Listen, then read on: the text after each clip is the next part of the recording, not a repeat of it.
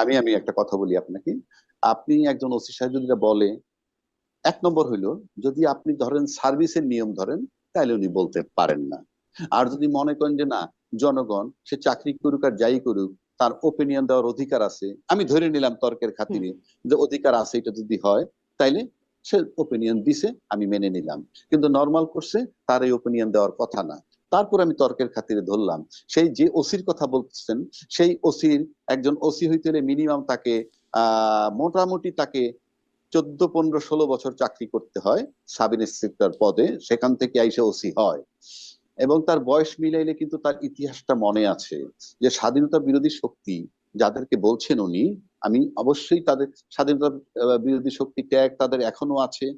এটা বললে আমরা কিন্তু আলোচনা করতেছি, ডিবেট করতেছি। তো আপনি স্বাধীনতা বিরোধী যুদ্ধাপরাধীদের বিচার কিন্তু এক পশলা হয়েছে। যদি হুম। বলা হয় পুরোপুরি হয় নাই, সেটার দায় কিন্তু তার,